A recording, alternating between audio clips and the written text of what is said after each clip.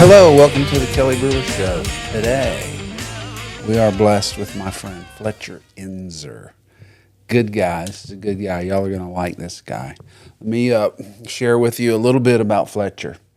Fletcher is a musician and a creative, and a good musician. I've seen him play, and I've jammed with him, and really good. Born and raised in Southeast Texas, he runs a local business with his family and is currently recording his first studio album. Dude, can't wait to hear that. I'm excited, man. Some of the stuff that I've heard is so good, and I know that you're only getting better. Oh, well, I try. This show is about your paradigm shift, your awakening. Who were you before? What happened? Who are you now?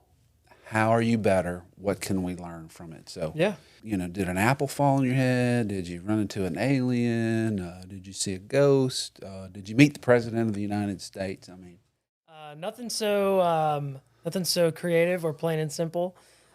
For me, we were talking about this the other day. I think for me, I was living in Austin for a little while, and I was doing a lot of things that I like to do. I was playing in a band. We weren't exactly touring, but we were playing all over Texas, playing all over the state, and was really feeling very content with that, and learned a lot from that. how old were you at this time? I moved there when I think I was 23, and then I left when I was like 27 or 28, something like that. Yeah, so kind of out in the world. Like, I was out of college. I was out in Austin. I was meeting new people. I was playing shows. I was doing all that stuff, and so it was one of those things, and where you feel a lot of this freedom and a lot of this growth and this expansion. And then, and I was also working. I got my real estate license, and I was working at a real estate office, and they were an awesome team. I love that team, and they're still some of my really good friends. But Graduated college, jamming in a band. That sounds fun. yeah, it was fun. So I was having a good time with all that, and I was working on a real estate team over there as well, and I enjoyed working with those people. They're some of my good friends still. But I ended up just like thinking, man, what the heck is going on? Why am I starting to feel like I'm in a rut? Why do I feel like I'm hitting a dead end here? And I just started like looking at what I was doing every day, and just like stuck in an office, hanging out in there, four walls, no windows, and just on the computer all the time. And I'm thinking, man, I miss being with my family. I miss building a business with my family. I miss working outside and, fixing up old houses with the people I love. Because you had done that before you went to Austin. Right. Basically my whole life, every summer and all that stuff. And it was a huge part of who I was. And it was. What do they call that? I do that too, and I've never actually. What do you call a guy? Not a flipper. That's not really a good word. What would you call somebody that fixes up whole houses to rent them? What would you call that? I guess a real estate investor. Real estate investor. Okay. Yeah, I guess so. Yeah, but we're the ones doing it too. Like, Right. we're really investing ourselves in the craftsmanship of it all, and taking pride in the work that we do, and that, it was just something that I was like, man, that would be better than what I'm doing now. Wow. Yeah, and oddly enough, it all kind of happened at the perfect time. It was at the end of 2019, and I was like, okay, I'm gonna go back. And then 2020 hit, and COVID came out, and I was like, oh, well, good. I would have rather have been here for all that anyway. And my grandma was old, and it was like she wasn't doing so good health wise, and it seemed like I need to go home and spend time with her. And then, yeah, within 7 months of me getting back, she passed away, and so it was like the perfect moment. You to had come some back. vibes going on there. That's Yeah, and I guess to get back to the paradigm shift of that choice, because now it makes so much sense, and it all worked out in such a way that I'm really happy with. But at the time, it was like, why did I want to do some of these things in the first place? Why did I want to go to Austin and get on a real estate team in the first place? What about it was appealing to me? I'll leave out the part where there was a girl over there that I was trying to chase. But anyway, That played a part in it, but a lot of it had to do with I was wanting. I feel like I was wanting something to. I was trying to prove something to myself, trying to feed my ego in a way that was not in alignment with who I am and really what I want to do and how I want to spend my time. And so that paradigm shift is kind of like the relinquishing of your ego and removing a lot of your pride. You know, still be proud of yourself, but don't be prideful. I only want to do what I want to do for myself and for the people that I love. Like that, those are the only opinions that are really matter to me as far as like, you know, as long as I'm living, you know, within my values and my honor code, you know. So, So just to pause and focus on that for just a second. It was internal. You didn't have to go out and get in a bar fight to realize No. what am I doing here? no. The girl didn't rebuff you so that you know it was that, or I mean, this was something that you happened within you.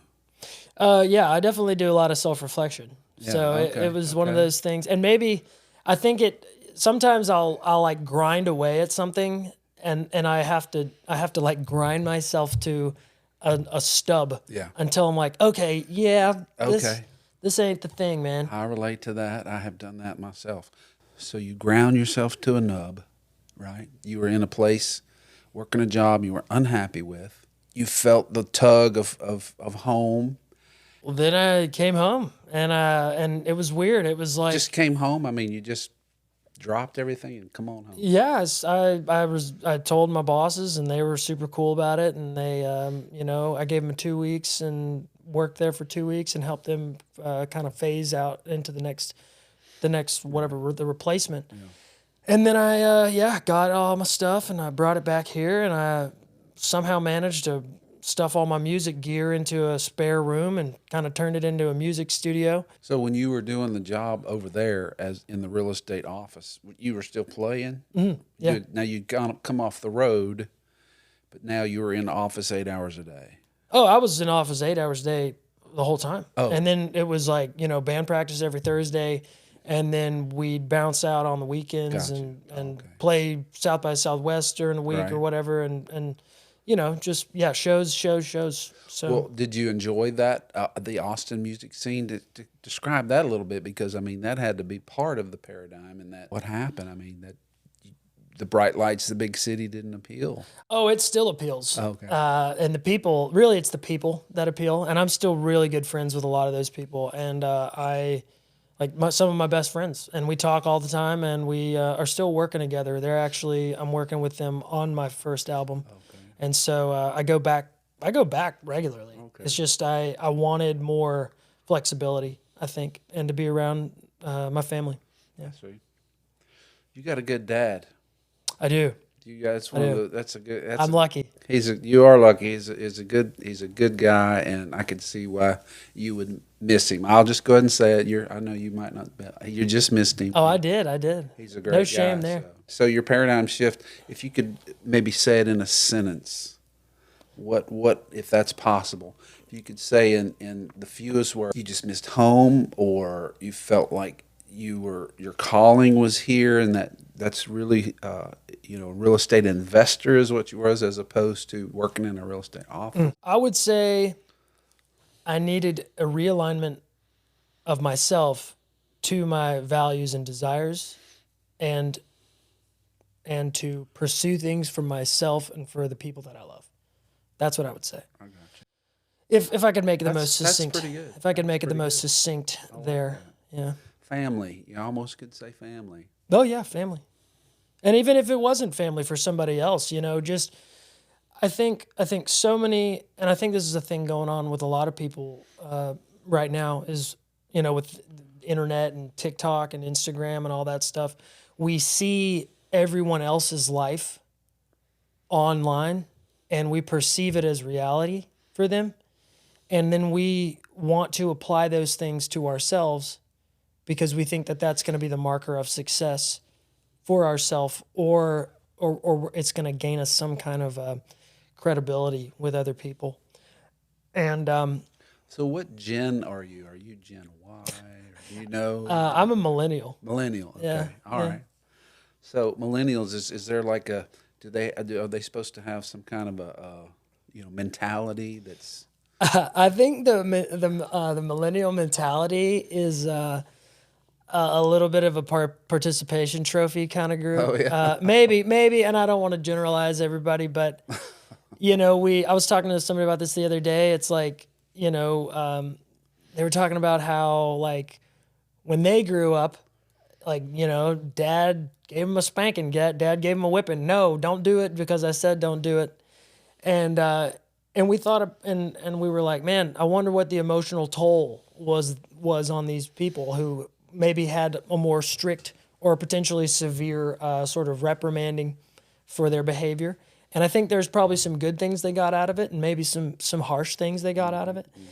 And then the development of parenting styles up into like say the 90s. I was born in 92, and so what were the child rearing mentalities then? And I think it was kind of like, yeah, you can be whatever you want to be, like just do your best, and like like it's okay, like maybe a little more emotionally aware or sensitive kind of upbringing, Okay. but maybe not as strict. Yeah. And I think that there are pros and cons to both. Right. Right.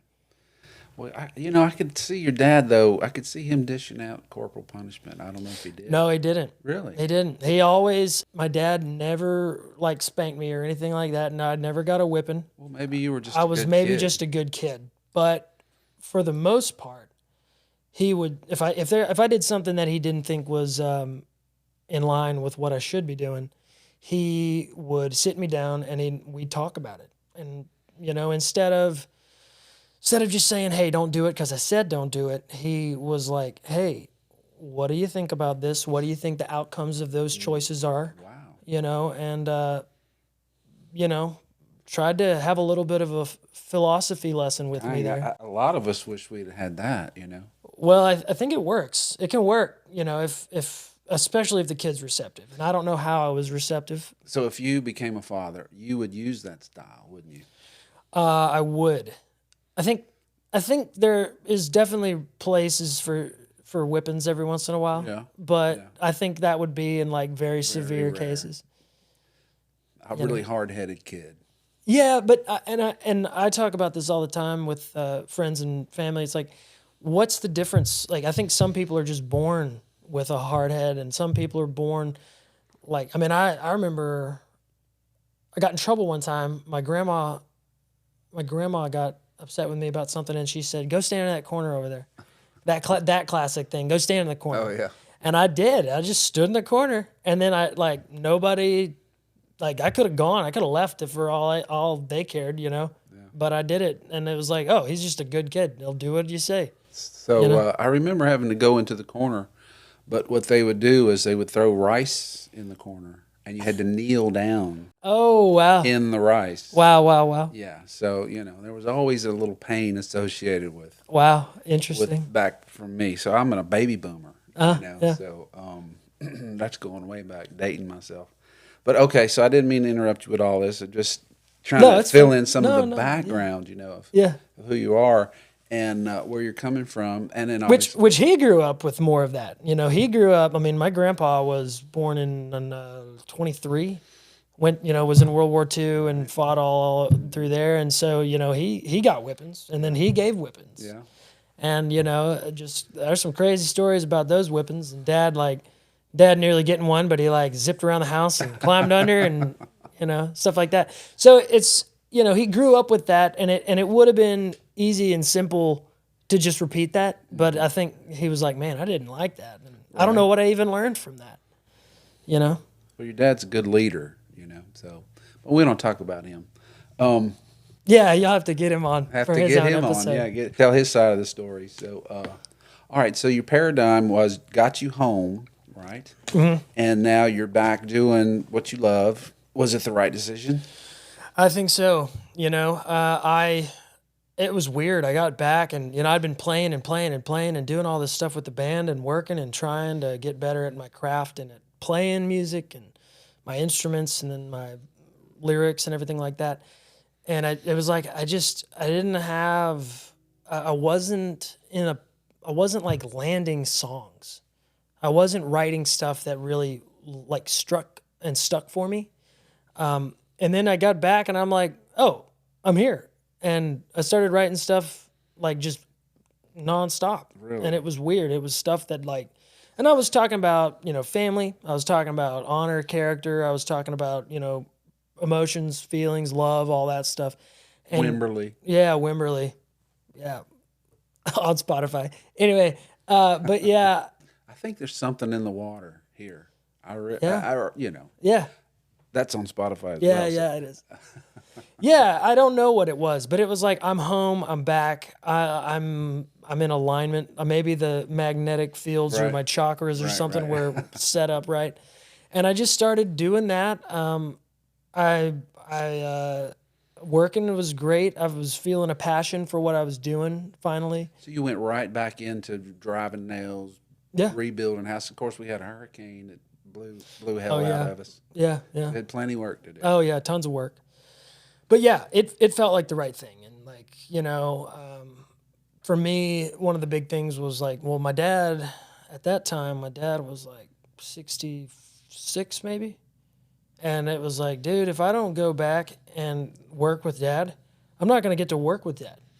And that was a huge driving factor for me is like, this is something he and I had always talked about, like my whole life. And you've been building it too. Yeah. And if I don't go back, my dad's going to be too old to be out there doing stuff with me, And so that was something I really didn't want to miss. And I haven't missed it. Well, he's, such a repository of knowledge. My dad is the same way.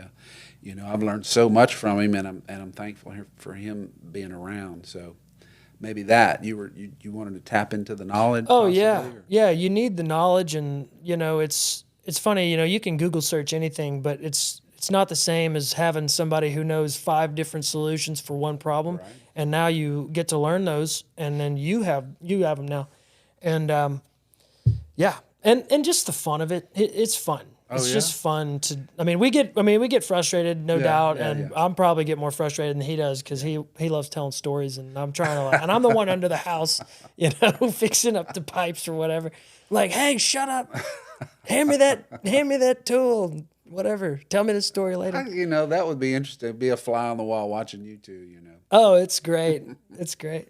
The FBI guys. Yeah, the FBI guys. Yeah, he loves that joke. Yeah, he sells it a lot. Oh yeah, He's a little bit corny. Oh yeah, he is.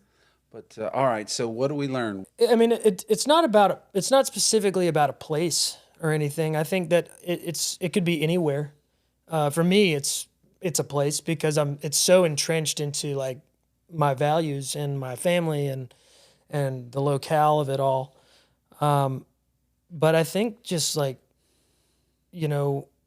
find what you love, find the things that, impassion you, and pursue those things, And if there's something going on in your life that's draining you more than it's feeding you, get away from that stuff and then go towards the stuff that's good. I like that one. Gonna drive you.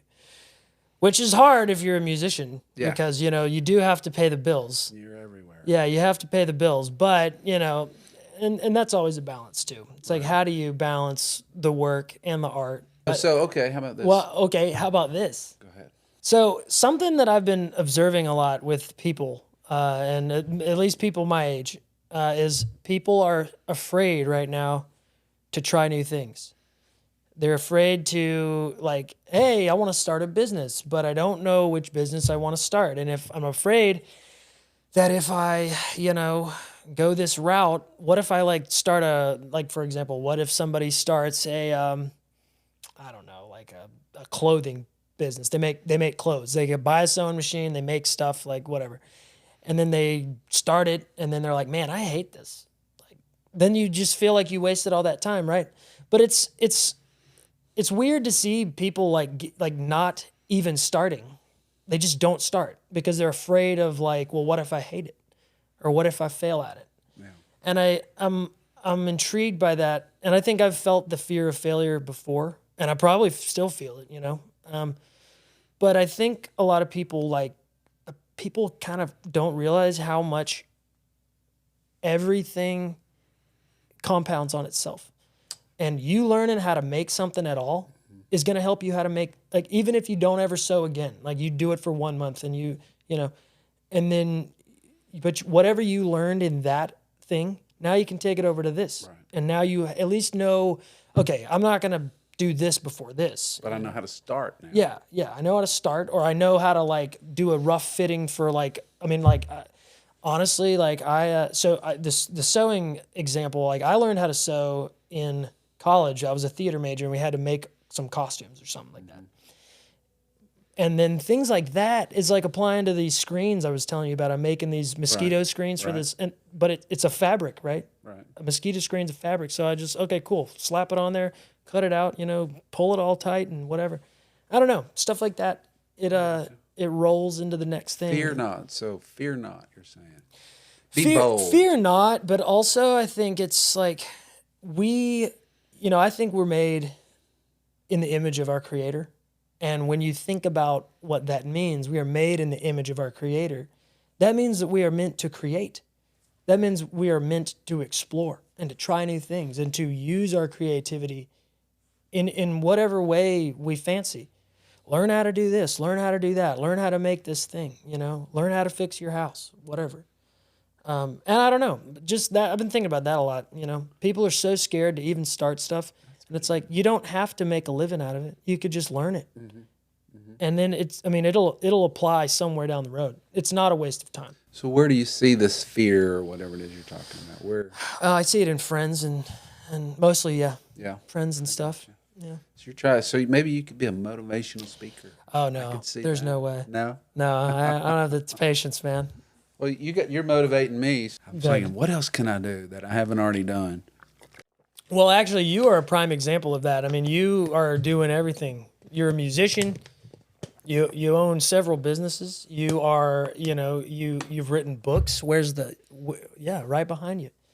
You've written books. You got a video game out. You're doing all sorts of stuff. Yeah. And I think that that's the perfect example of that.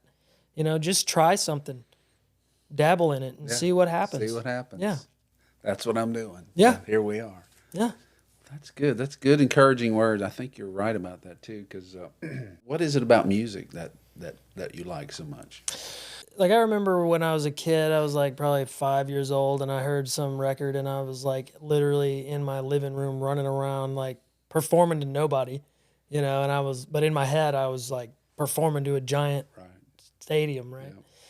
And just this music makes people feel things, and music makes people feel like other people feel the same way. It's a way for us to relate to one another. It's a way for us to express parts of ourselves that we don't normally put out. And that's a good point. So normally we're just walking around a lot, kind of flat, but when you hear music, all of a sudden. Yeah, well, the lyrics and the way it's sung and the way it's played, it all expresses an emotion. It all conveys a message.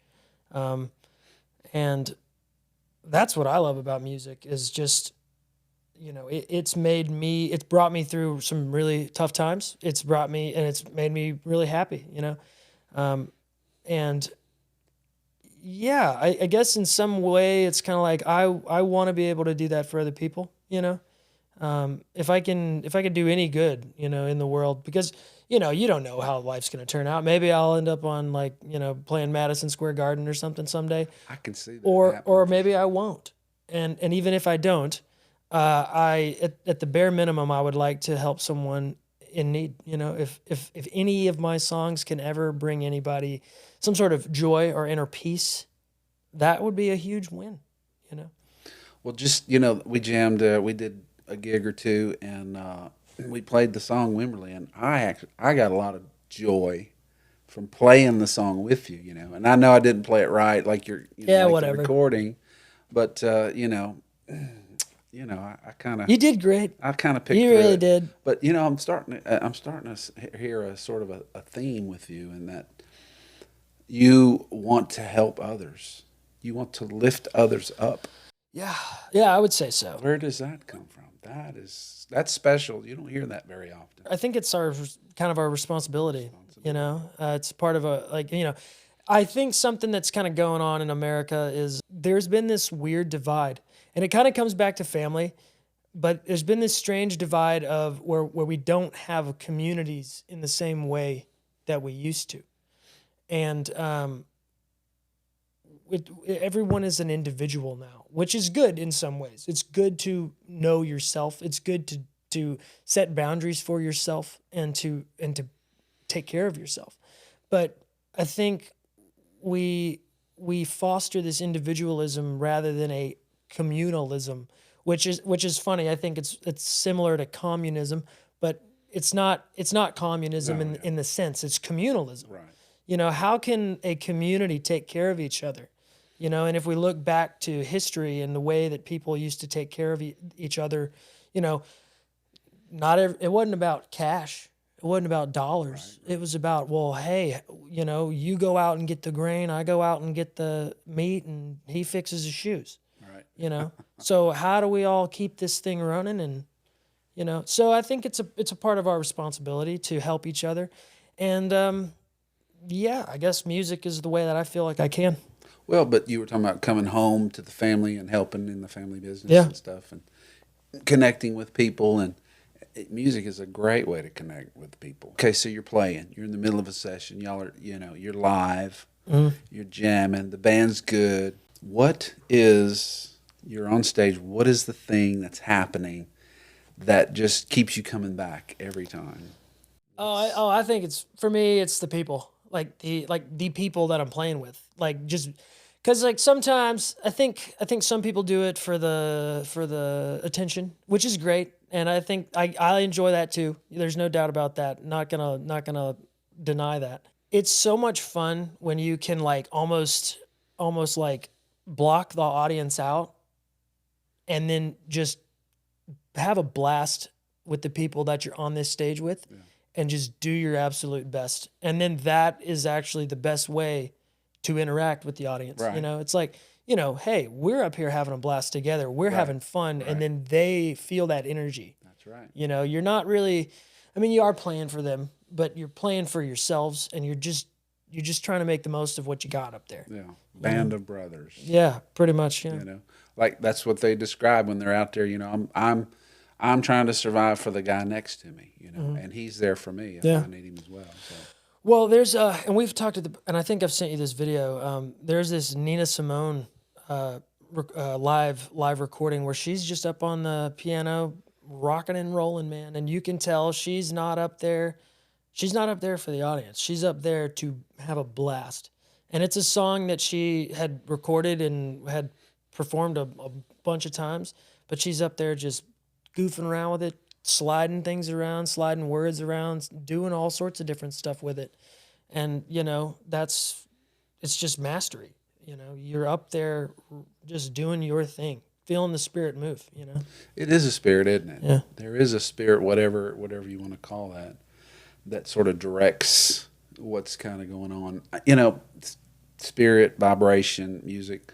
If God spoke the world and the creation into existence, then that means we're made of vibrations, right? Yeah. Because a voice is vibration. Went to a conference a couple of weeks ago, and they were talking about how your body changes out all of its molecules or whatever, or cells. Cells regenerate every 30 days. Yeah. So really, I am a different person than I was 30 days ago. Yeah. I'm completely refreshed and brand new.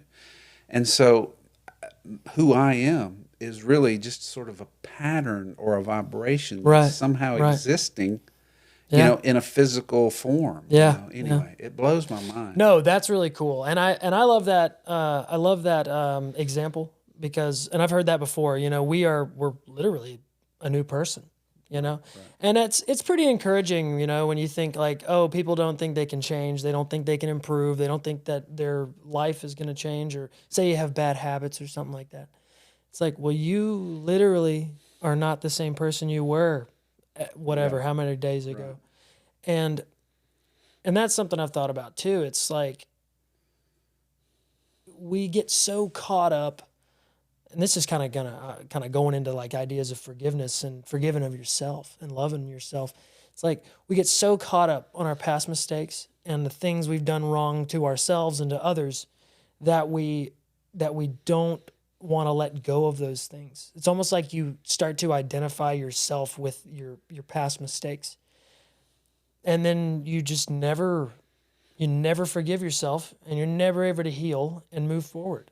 But it's like, every moment is like a new universe being born, is kind of the way I see it. It's like you have, like, the whole world is like happening every moment that you are observing it.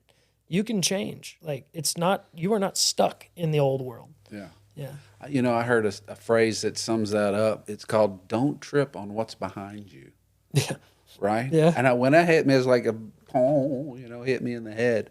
And I've actually kind of clung to that recently. And my brother gave me that. He heard it from somewhere. Oh. And he's a wise man. He is. He's a wise ass as well. So I could see that. And he knows it. I tell him every day. But so you're an only child, right? I am. Wow. Yeah. So that had to be weird, because I can't imagine. Oh yeah. Apparently it is weird. Yeah. Yeah. I was an only child, and yeah. I mean, I always wanted a brother or a sister or anything. It would have been great. I probably learned a lot less about conflict than other people did because I also I feel like I was the first, second, and third child all wrapped into one, How's that? Well, from your parents. Yeah. Well, they say that there's like a child, whatever birth order theory. The older, where the oldest the is like the most like strict and like type A and like got to get everything right, and then the middle one is a little more laid back, and then the third one's just like whatever. Yeah. I can do whatever I want. I'm the baby. Yeah. That's funny. But back on music, so on this new album, and you haven't come up with a name for it yet. Still working on that. How many songs do you actually sort of have ready? How many's going to be on it, and then how many are done? Okay, so there's going to be 10 songs. 10 songs. None of them are done. They are done in the fact that the lyrics are done, the arrangements are done, but we have not officially recorded anything yet. The first recording, we're going to do drums first, and that's actually happening on March 23rd. Going to go to Austin and record drums at a little studio over there. And then we're off to the races, It really, we spent a lot of time getting the arrangements right and getting the lyrics right and figuring out, making sure everything was good, because the last thing we wanted to do, which I learned when we did my EP, was like, dude, I do not want to go back and re-record this stuff. Right. Yeah. Right. So we spent a lot of time finishing that stuff out, and yeah.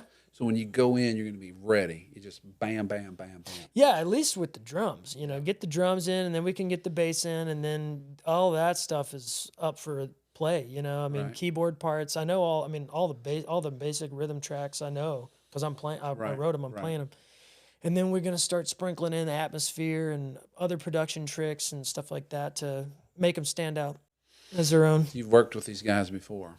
Yeah. What was the style? Is there? I don't want to pigeonhole you. Is there a general genre? I jokingly say my style is Texas yacht rock. You know what yacht rock is? I do. I sure do. Yeah, it's got its own radio station. Yeah. Texas yacht rock, maybe. I don't know. That's pretty good. I like that. That's really good. I really am excited. I want to hear that. Yeah. It's got a lot of elements. It's got some like Tom Petty elements, some classic rock elements. It's got some jazz, soul elements. I'm all over the place kind of with it. So that's been a challenge, is making sure everything stays a little cohesive. Where does it come from? Where's the well? What are you drawing out of? Is it obviously it's everything. It's mental, it's emotional. Mm-hmm.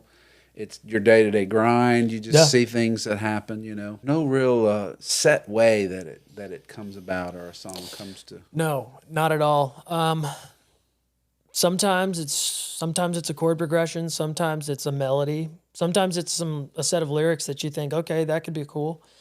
And then sometimes it all comes together in 2 nights. You write it all in one night. You refine it the next night. Sometimes it takes like 6 months, you know, to really figure out what you were talking about. Right. Yeah, like, and that happens to me a lot. It's like I'll do the first half of the song easy, no problem. Right. And then like, well, what am I trying to do here in this second part? Yep, I do that too. I drive myself crazy. If it's the best ones, if you can finish them all at once. Oh, it is. At least get to the end. May not be perfect. Yeah, and I kind of like doing it this way because it kind of allows it to be Say like this way. What do you mean? so not forcing yourself to finish everything. Oh, yeah. Like I kind of like it to happen organically. I do think there's a lot of value in practicing your craftsmanship and just doing the song. And I've had to do some of that, you know, just to get them done, you know. But what I like about the organic way that I kind of do it is it's like, well, I get to live in between the songs. Yeah. And I get to let my life and the things, like whatever, the things that are cooking, right, kind of simmer and then come back to you later on in life. It's interesting though that you use the of cooking. Yeah. Because I've always thought it was a lot like cooking. You know, you start with a base, you know, meat and potatoes. Then you throw in a little this, throw in a little that. You heat it here, you cool it off here. Yeah, yeah. And it reminds me a lot of cooking. Yeah, it is. Somebody could write the song. Surely there's a There song already there. is. I can't remember the name of it, but it's called like Soul Soup or something like that. Oh, yeah. It's good. Music being like cooking or vice versa. It's a song about it, and then he's like, "This is it's an old R&B song." Okay. Yeah. Yeah, yeah. Or funk song. The record's going to be out hopefully 2024. You know, we're off to the races. Going to get that thing recorded, and Yeah. we're going to be working on merch and doing shows. I'm going to be trying to Really? Gonna do get some music shows? video stuff done. Yeah. Music videos. Yeah. Okay. Yeah, so this is an all-out assault. yeah, it is. I'm going to be, putting a lot of time in on that stuff. It's good. Yeah. That's really good. I'm very excited. Yeah, man. If y'all have never seen this guy play, damn. To me, he's the next guy. So, our area is we've got a lot of famous people that have come out of here. Like I say, I think there's something in the water. To me, this is the next guy. So I hope y'all will catch Fletcher, get his CD. Is there a website or? It's FletcherInzerMusic.com. Yeah. Or if you want to just go to Spotify, Fletcher Inzer. Fletcher, I'm on all Spell Inzer. INZER. There it is. I'm on, Fletcher. yeah. Some people get it wrong sometimes. But yeah, I'm on all streaming platforms. Okay. Yeah. Definitely check that out. Texas Yacht Rock. That's a great description. I don't know what else to say. That's a great Yeah, description. that's the I way to like say it. that. Very original.